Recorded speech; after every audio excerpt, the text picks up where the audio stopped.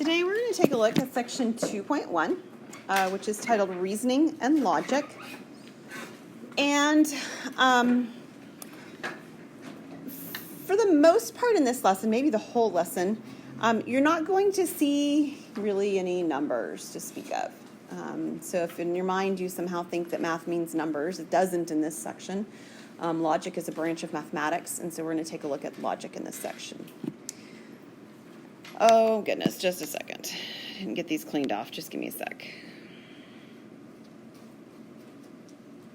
All right, we're going to start our discussion with a little bit of vocabulary so that we're all talking about the same words meaning the same thing. The first bit of vocabulary is the word statement. A statement is a sentence that is either true or false.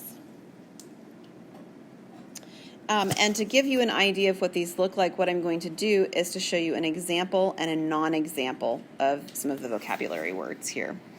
So the first one, an example of a statement is, I ate eggs for breakfast.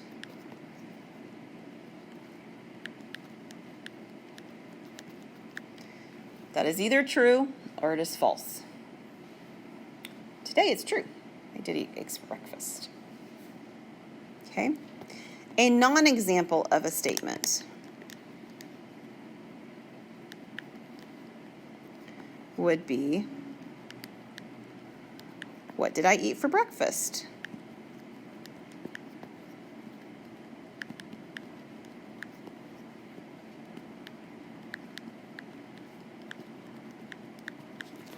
That is not a statement, because the answer can't be true or false. Like, it doesn't make sense. So we call it a question.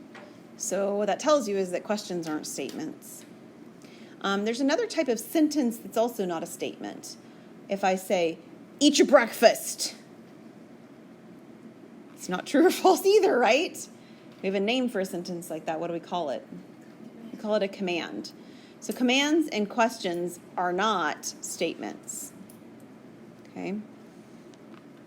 There's another example, I think it will show up in your homework today or your group work on Friday actually, that does not have the ability to be known if it's true or false. For example, I think it says something like, or I'll make up another one that's similar.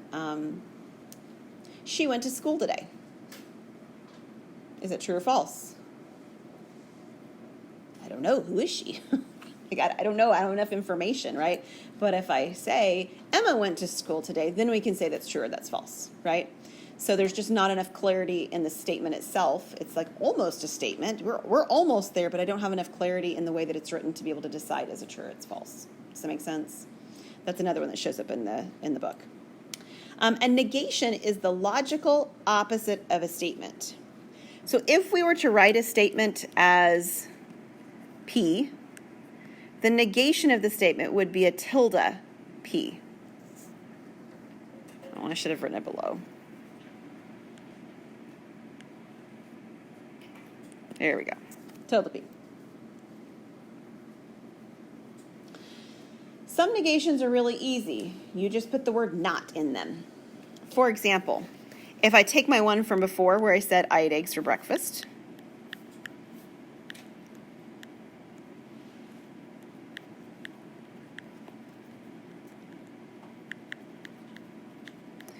and I said, what is the negation of this?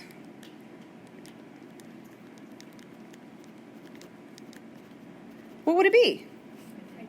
I did not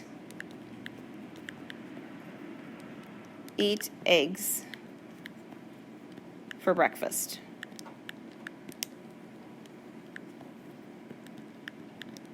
Notice the negation is a statement itself, right?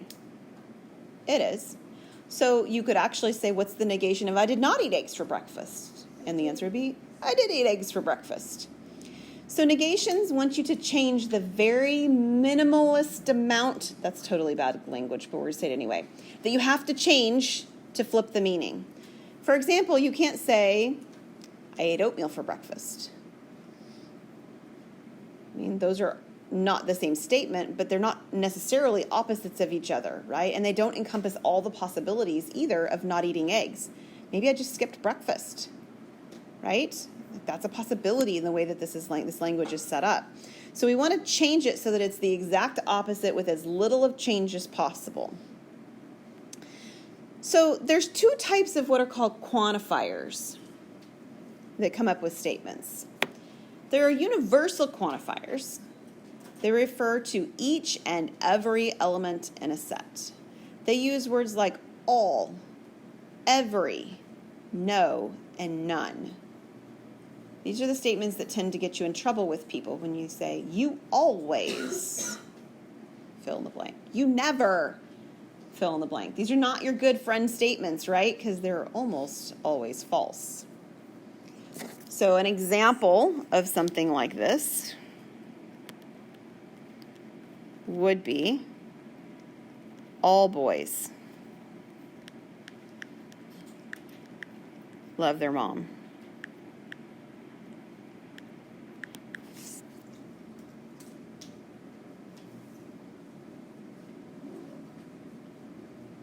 So we're going to talk about negations to these in a minute, but negations to these prove a little bit tricky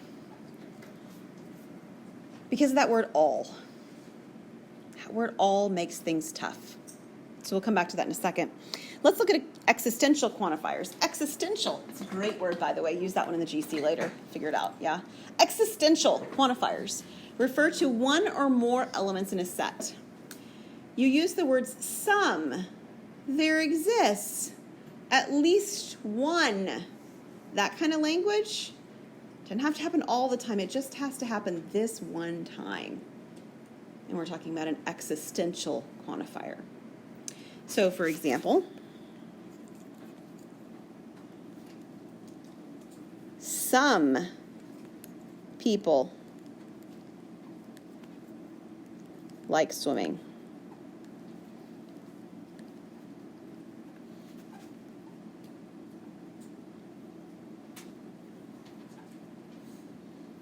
Again, what do I have to change from some people like swimming to make it the opposite?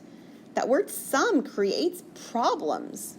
It's very tricky. In fact, the note that it says next is this, in fact. It says creating negations when quantifiers are present more care or take more care than when they are not. So what I want to do before we do our examples is to go back to those two that I just created and show you what would be an example of a negation and what wouldn't and why it doesn't work. Because there are some very common pitfalls with quantifiers and negations that happen all the time. So let me show you a non-negation, one that doesn't work, but it's a common one people might try. Instead of saying all boys love their mom, you might try to say no boys love their mom.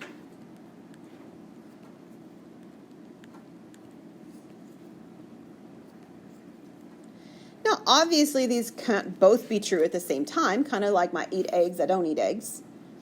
But they're also not negations of each other. What piece is missing from these two statements? What gets left out in the way that these are presented? Some. It's not all or nothing, right? It's not like in Talladega Nights where they say, if you're not first, you're last. No, there's lots of people in between, right? These are the two extremes. These are definitely the two extremes, but that doesn't make them negations of each other. So what do we have to do in order for it to actually be a negation? Well, what we need is the in-between. So this is actually my negation that is correct. Some boys. What? Do some boys love their mama or do some boys not love their mama? What would be the negation of where I began? No, you were right the first time. Don't. Yeah, some boys don't, or do not, if you want to write it all out. Do not love their mom. That's a sad statement, by the way, so we're going to pretend like that's not possible. But at any rate. So what I want you to recognize is this word all changed. And it didn't become no or none. All changed to some. And love their mama changed to do not love their mom. Right? So there's kind of two pieces that changed, and they both needed to change in order to make it work. So the middle statement is not a negation. It's like an overkill. It's like an exaggeration, right? It's an exaggeration of what needed to happen. I don't need all of that to happen. And in fact, there's another way of making this happen that's even sort of more... This is the characteristic thing that happens when you use this language with your parents, probably. At least one boy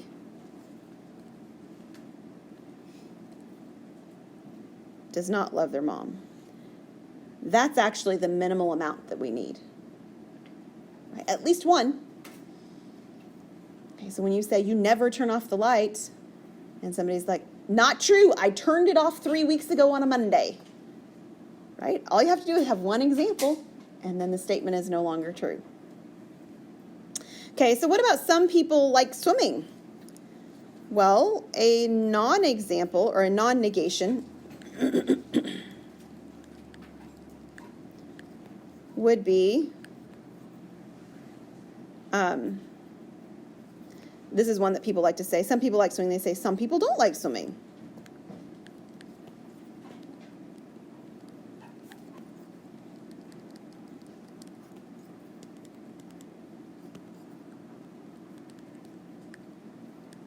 So this is another sort of failure in having a negation created.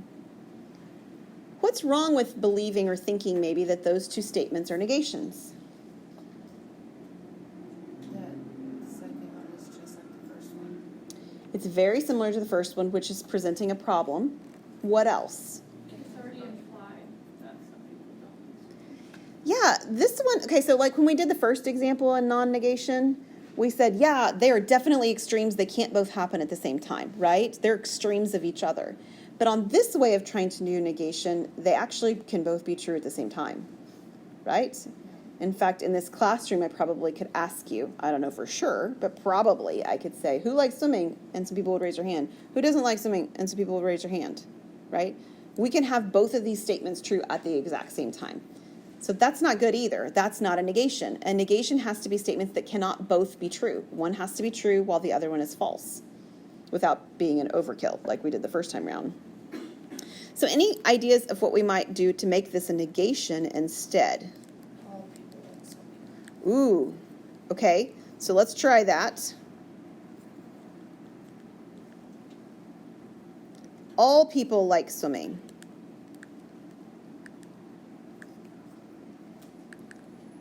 Is that a negation? It's not, but it's really close. You're on the right track. All people don't like swimming. Okay, all people don't like swimming, which has some weird grammar issues we'll deal with in a second, but it's technically mathematically correct. All people dislike. So one of the things that has to be true is if in order to create a negation, I have to have the negation in such that one is they do like it and one is that they don't like it. So that's what was failing on yours, is that you had the case where it was just like the same statement, but like way stronger, right? Way stronger than it was before. So this is technically correct. It's okay. If you write this down, you're going to get it counted right. But it sounds really funny, right? All people don't like swimming. Any other way that you think you could write that so that it's maybe a little bit more how we normally speak? Not all people like swimming. Not all means the same thing as some, so we wouldn't want not all, but that's a good guess. Dislike. You can say all people dislike swimming. Also a good guess. Not quite Everyone. there. No? You guys are making really good guesses. It's gonna be something really easy. Mm-hmm. No people like swimming. No people like swimming.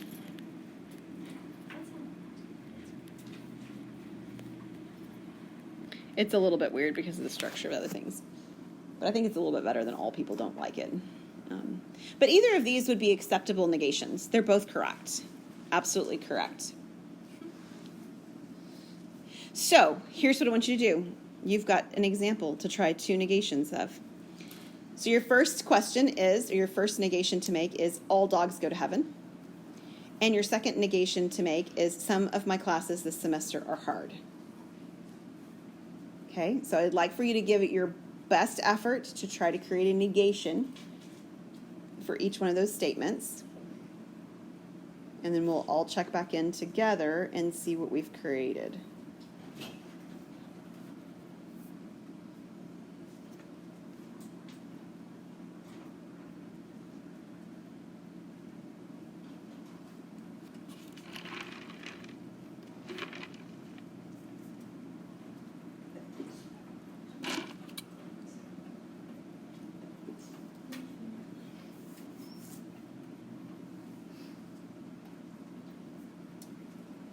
I just realized that I'm not gonna have time at all to do this. So Let's talk after.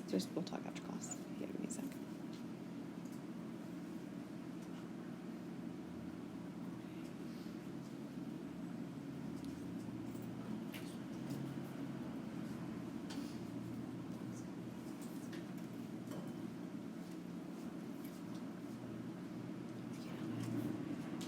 Once you've finished what you believe to be your negations, put your pencil down just so I can kind of see who's still writing and thinking.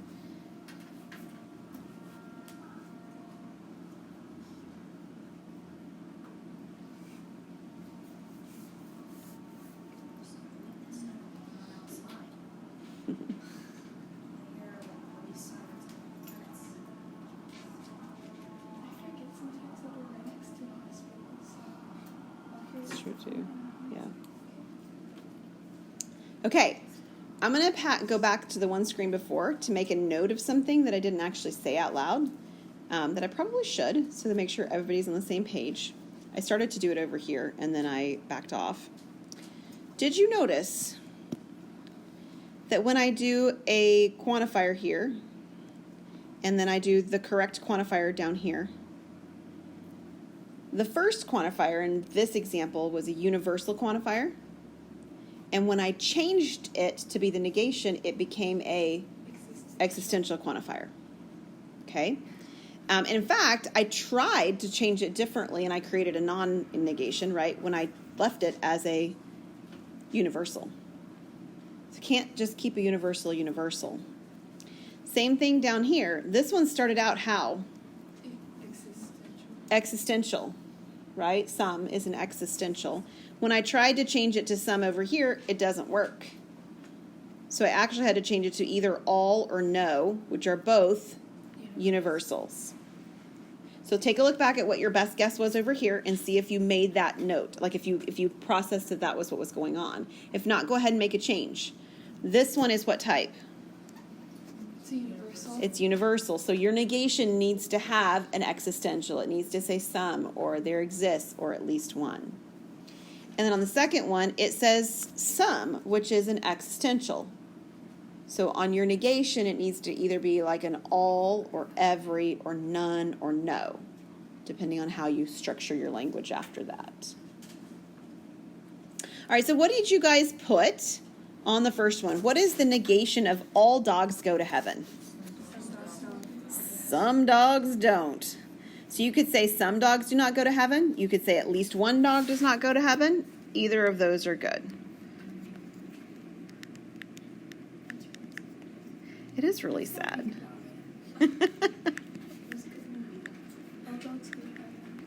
Some dogs do not go to heaven. That's the negation.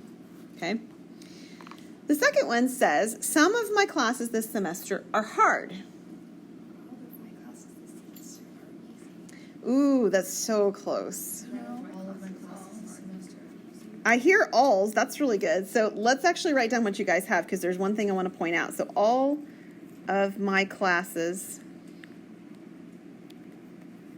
this semester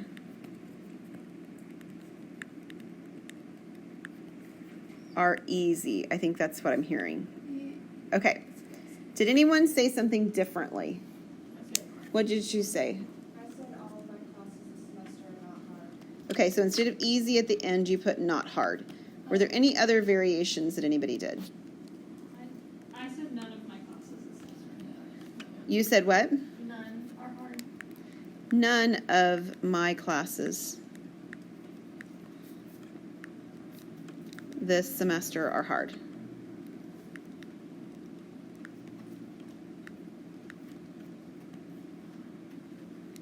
Ah. Okay.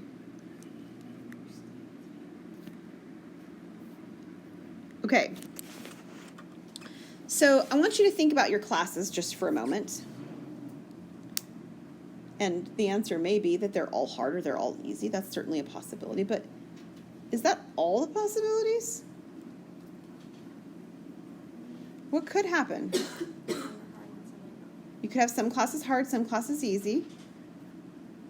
Only one class hard or only one class easy. Okay. But I'm thinking back on my experience in school, and I know that I had some classes that I would not say are hard, and I had also had the same class that I would not say was easy. Yeah. I wouldn't necessarily say it's for sure hard or it's for sure easy. If you guys have any classes like that, for me, it was always one of those classes where I was like, it's not really hard. I just have to work a lot. It's going to take a lot of effort, but I know I can do it. I know I can do a good job in it. It's not hard. It's not easy. It's somehow in between. Does that make sense? So here's the thing on the language. You have to be really careful to not change the language from hard to easy, because you might, in fact, have the in between. All right. That stupid Y should back up. All right. This is done.